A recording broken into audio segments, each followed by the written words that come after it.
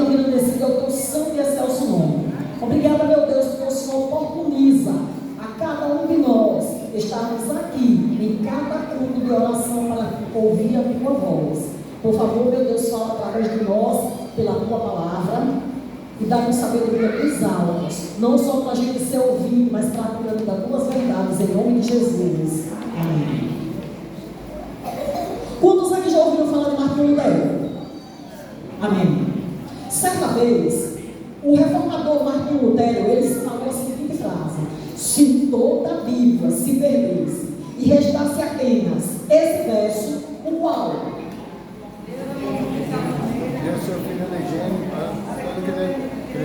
Vamos começar de novo. Vamos começar de novo. Porque Deus amou o mundo de tal maneira que deu seu Filho unigênito para todo aquele que crê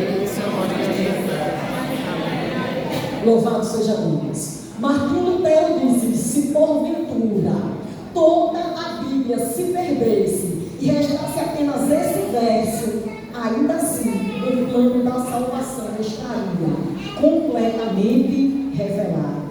Por quê? Porque esse versículo é o resumo do plano da salvação, o resumo da mordomia, o resumo da maior oferta já feita e a maior demonstração de amor de todos os tempos. Olharam para isso aqui? Imagem perfeita, né? Uma coisa linda. O que significa mesmo a palavra data? Opa! A gente ama ganhar presente, né? Mas a gente ganhou um presente tão caro. Mas a gente ganhou um presente tão importante. Mas a gente ganhou esse presente. Todos os anos você ganha presente no seu aniversário. Você ganha presente no Dia das Mães. Ou você ganha no Dia dos Pais. Ou você ganha numa confraternização de final do ano. Ou você ganha presente qualquer dia, como eu ganho, qualquer dia, qualquer mês. Mas o maior presente de todos os tempos resume-se a esse aqui: a maior dádiva dos céus. Esse foi o maior presente que eu não merecia. Esse é o maior presente que você não merecia, mas nós recebemos. Depois da cruz, ninguém pode dizer que Deus ele não fez o suficiente. A pergunta que nos resta não é o quanto Deus me ama. A pergunta que nos resta é: o quanto eu amo a Deus? Você já perguntou isso? O quanto eu amo a Deus? O que eu seria capaz de fazer por amor a meu Deus? Qual a minha maior demonstração de amor a Deus? Você já se perguntou isso tudo? São interrogações que ficam no ar.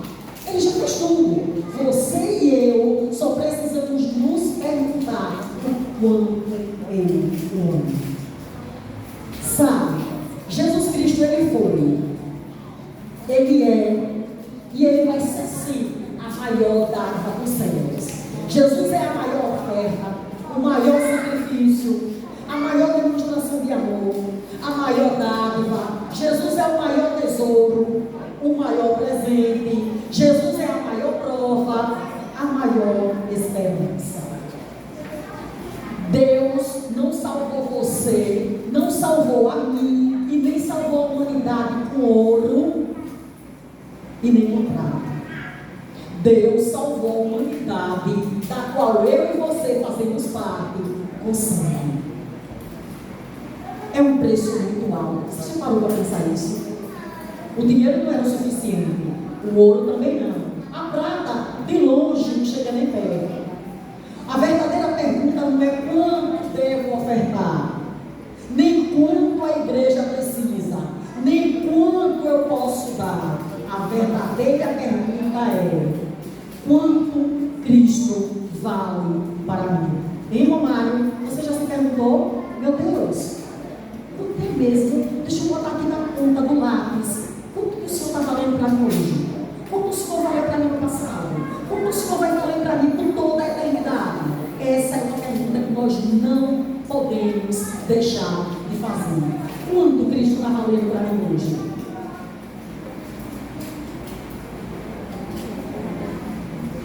A oferta não é sobre valor.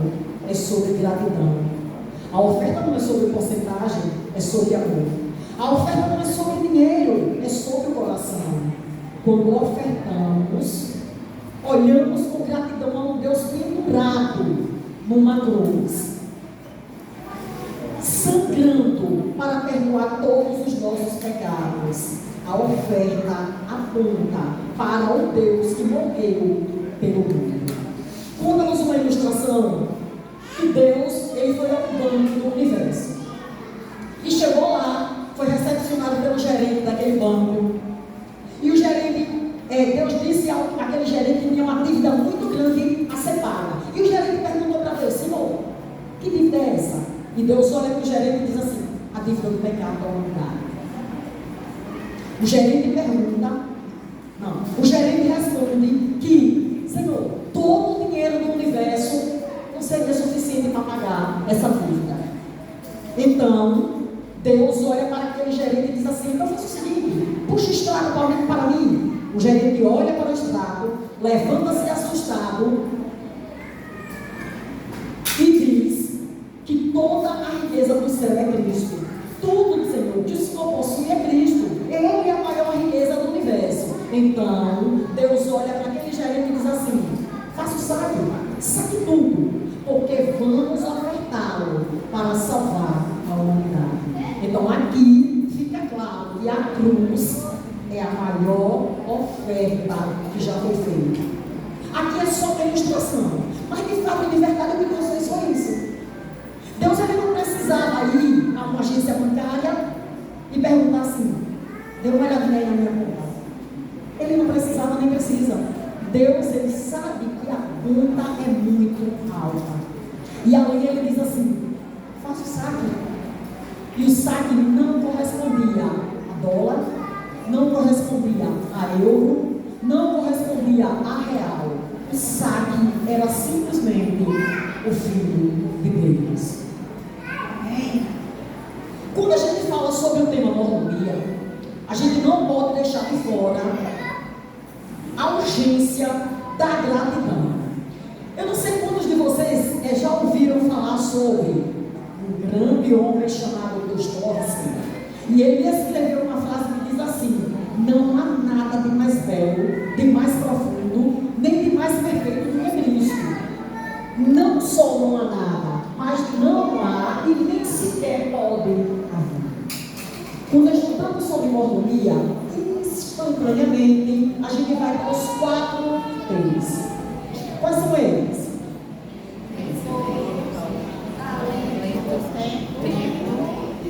Isso, esses são os 4 T's. Então, quando nós estudamos sobre tempo, talento, tempo e tesouro, o tempo é o presente de Deus. O talento são as capacidades que Ele nos deu. O tempo é o nosso corpo. E os tesouros são aqueles recursos colocados nas nossas mãos. Quando Deus quis salvar o homem, Deus usou os 4 T's. Como assim? Eu vou lhe explicar. Deus, na plenitude dos tempos, enviou seu Filho. Deus usou o talento e o poder divino de Cristo. Deus usou o tempo, porque Cristo recebeu o corpo humano. E Deus usou o tesouro, porque Cristo era o maior tesouro do universo. Quando Deus quis salvar o homem, não deu coisas. Quando Deus quis salvar o homem, Deus deu Cristo.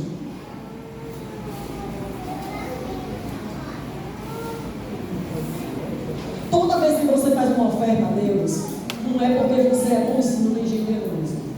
Toda vez que você faz uma oferta, a oferta é um ato de sacrifício. Eu não sei quantos de vocês fazem uma oferta no seu aniversário. Uma oferta natalícia.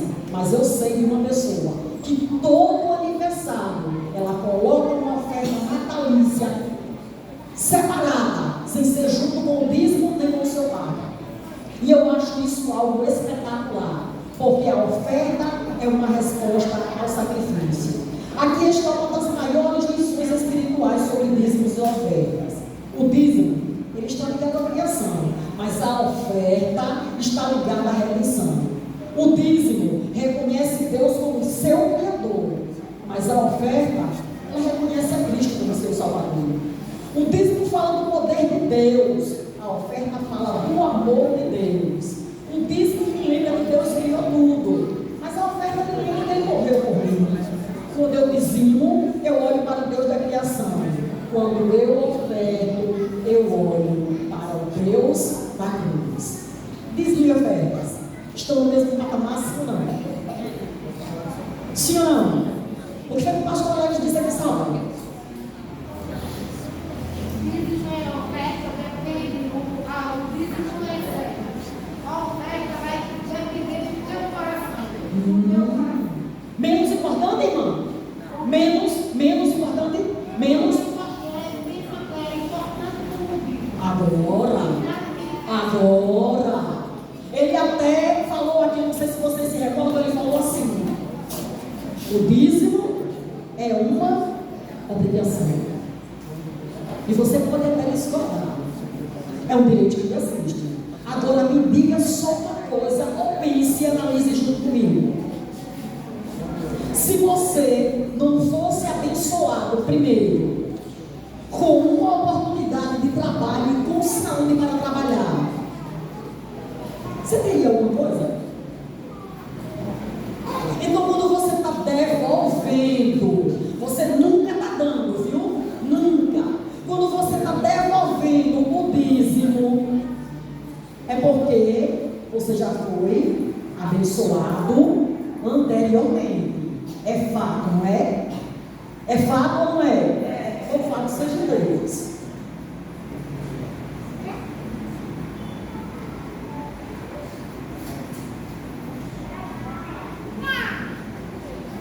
O dízimo, ele prova a minha fidelidade. Porém, a oferta, ela prova o meu amor. O dízimo mantém a igreja, mas a oferta move a missão. Era o ano 1994, quando eu conheci a verdade presente. Ali, naquela frente ali do campinho, ali, ó, onde hoje é a quadra do Colégio João. Eu não vinha um trabalho de carteira registrada. O meu trabalho era costurar nas horas livres, porque com 4 crianças pequenas, só trabalha quem tem coragem. Nas minhas horas livres eu trabalhava. Mas o meu esposo trabalhava. E assim que eu conheci a verdade sobre o dízimo, não está aqui minha tesoureira não, viu? Para provar que eu não estou mentindo. Mas Deus é conhecedor, é o suficiente. Amém. Quando eu conheci ao Deus a quem eu sirvo e eu pertenço, imediatamente eu comecei a doar o dízimo do que eu costurava, do mel que vinha dali de lagarto que nós vendíamos, do Avon que a irmã Indaiá é conhecedora que nós vendíamos também, mas eu passei a doar, devolver principalmente o dízimo de seu Raimundo. Parece que o seu Raimundo era dizimista? Não. Mas ele foi dizimista até março de 2018. Sabe por quê? Porque eu nunca tive dinheiro, graças a Deus. Eu nunca tive dinheiro, porque o dinheiro é uma desgraça na vida de muita gente. Nunca tive dinheiro, mas o dinheiro também nunca teve. Chegou o ano de 97 e seu Raimundo aposentou, com 46 anos de idade. Mas seu Raimundo voltou a trabalhar. E agora, o dízimo de seu Raimundo era da sua aposentadoria e de seu novo trabalho de carteira registrada. Olha. E assim ele foi doador. De 94 até 2018. Dona Helena não está aqui não. Mas seu Raimundo dizimou até 2018. Sabe por quê? Seu Raimundo não era dizimista, mas a esposa e a família era. E tendo nós conhecimento, eu chamei ele e disse: olha, tudo que tem na nossa mão é bênção do Papai do Céu. E a palavra, seu Raimundo estudou a Bíblia com a gente. Ele não se batizou, mas ele estudou a Bíblia com a gente. Seu Raimundo perdeu a vida. Não. Passou a vida toda sem aceitar Jesus Cristo, para aceitar na semana do correio. Aceitou Jesus Cristo na segunda, na sexta-feira, na enterrado. E eu ficava assim sem entender. Talvez se o Raimundo tivesse aceitado Jesus Cristo, quando eu aceitei, depois ele se perdesse pelo caminho. E na semana que ele veio, ó, um pouquinho mais que ele se perdeu. Todas as coisas cooperam para o bem daqueles que amam a Deus. Então, seu Raimundo virou um grande doutor, um grande dizimista, porque devolvia da aposentadoria e devolvia do emprego fixo atual. Voltando para onde nós estávamos, como eu disse, eu nunca tive dinheiro, nem tenho nem reclamo. Graças a Deus já me deu mais do que eu mereço. Muito mais. Não tenho. Mas o dinheiro, se você possui ele, na verdade não é que você possui. Muitas pessoas não conseguem dormir porque tem muito dinheiro. E tem medo de perder e não sabe como vai viver sem. Nessa manhã nós iremos estudar 5 princípios espirituais da oferta. 5. O primeiro dele, você que está com o primeiro princípio nessa manhã, por favor, fique de pé e leia para nós.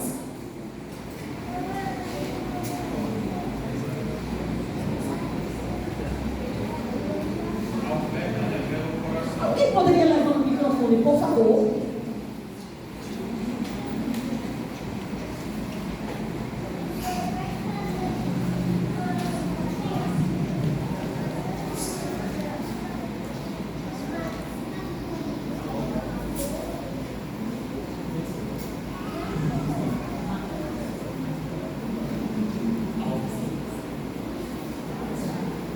A oferta revela o coração.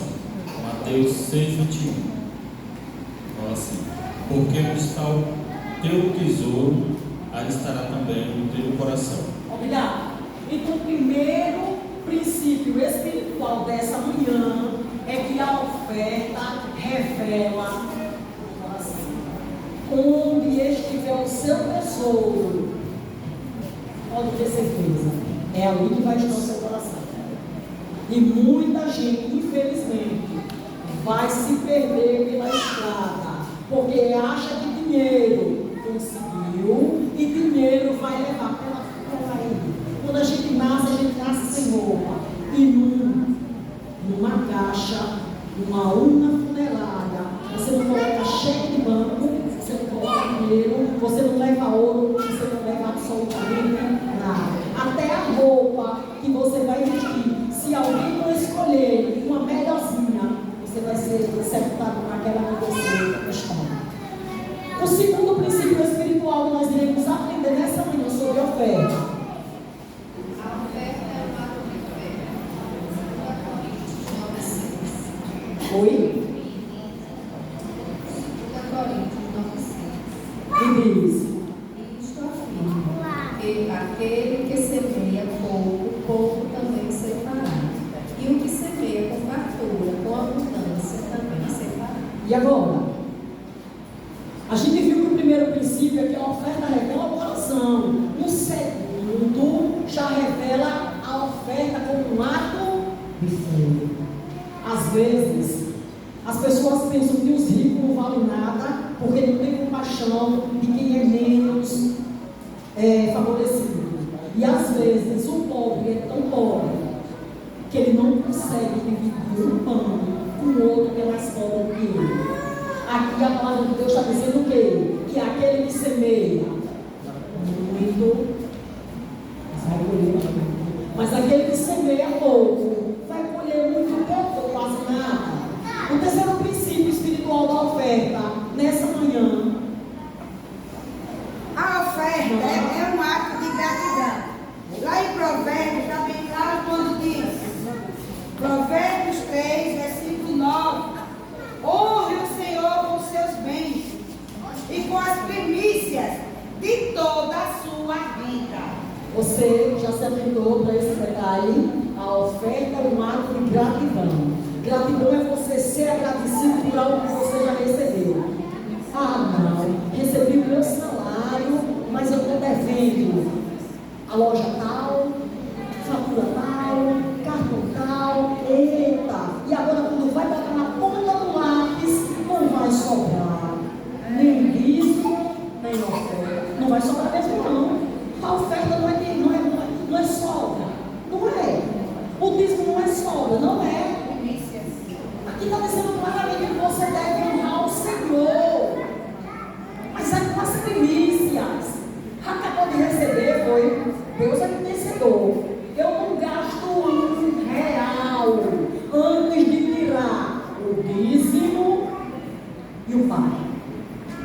E dali para frente, vocês acreditem se quiser, eu não vou nem aí. Não tem uma coisa que eu preciso que eu diga assim, aleluia, acabou o dinheiro. Essa é a minha testemunha viva. Porque na minha vida e na dela, não tem um mês do ano que a gente receba sem ter dinheiro em casa no mês anterior. A gente não fica quebrado.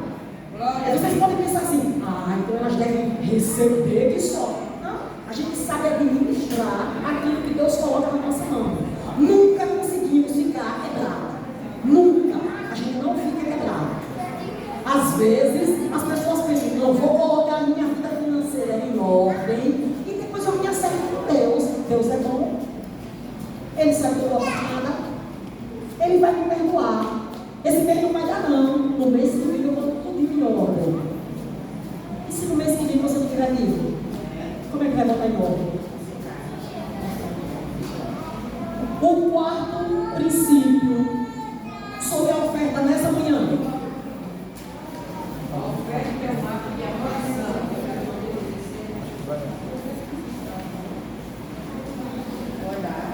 Vocês escutaram? Não. Eu também não.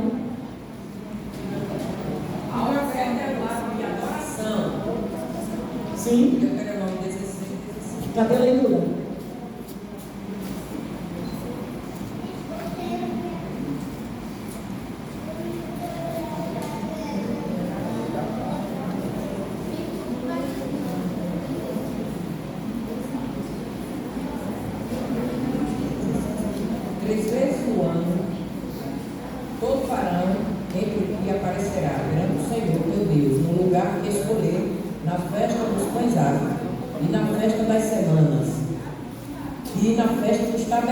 Porém, não aparecerá em nossas vias perante o Senhor.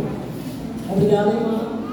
Aqui, o quarto princípio espiritual diz que a oferta, ela é um ato de adoração. Ia-se ao templo. Quantas vezes ao ano? Quantas? Nesse versículo. Isso. Mas com as mãos vazias. Entendeu? A oferta é um ato de adoração. Vai adorar, Deus lhe abençoou, então você tem que ter alguma coisa para levar a casa do Papai do Céu. O quinto e último princípio sobre a oferta.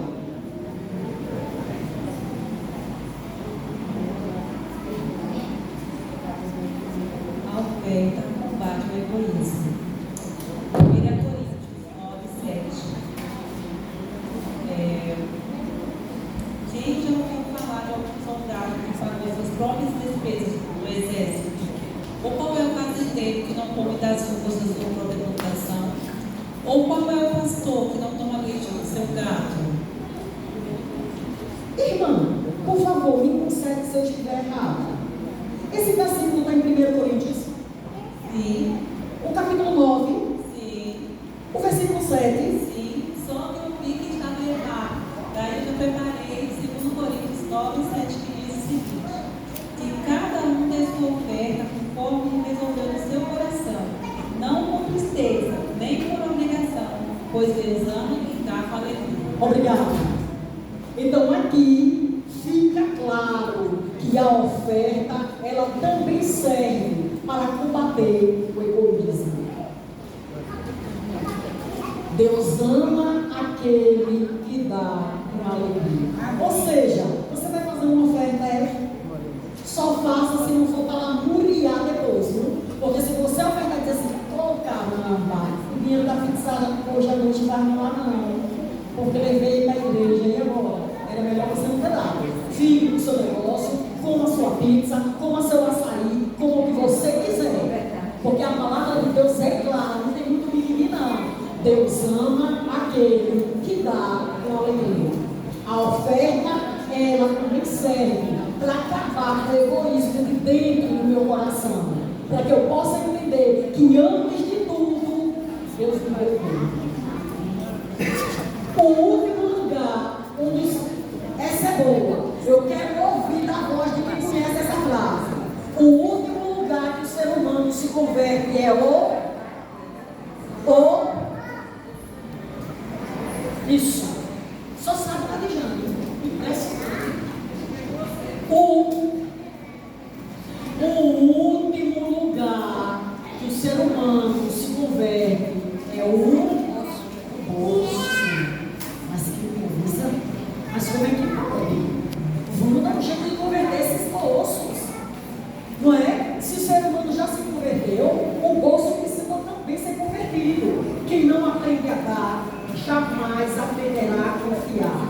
O que eu guardo eu perco, mas aquilo que eu entrego a Deus se torna eterno. Não é porque a frase é conhecida que tem que acontecer comigo, não. O último lugar se converter é o meu poço? É sério?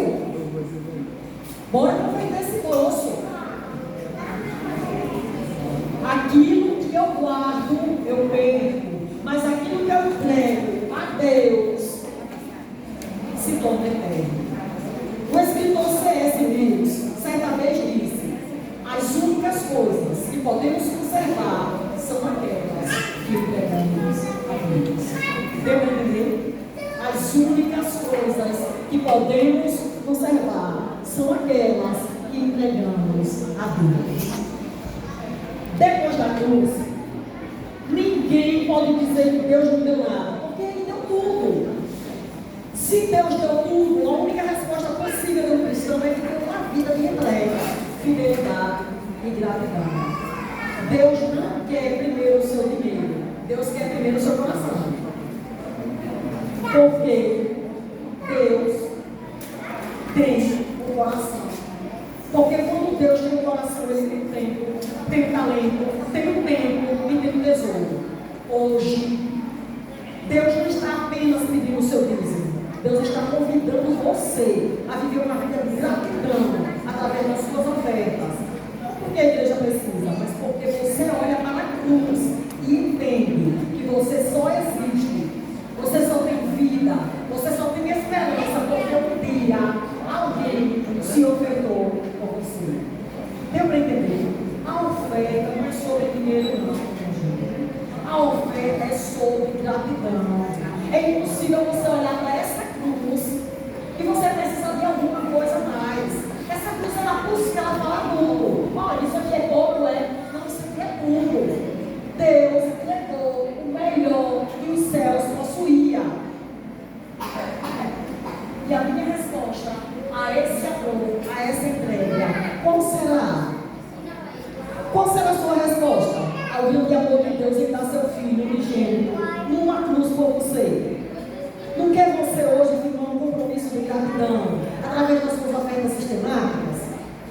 Comprometa-se a separar o que representa a sua gratidão durante a semana, ou a quinzena, ou todo mês, ou sempre que você tiver uma oportunidade, que você receba algum recurso para que você possa entregar ao Senhor junto com o seu coração e viver uma vida de serviço para Ele.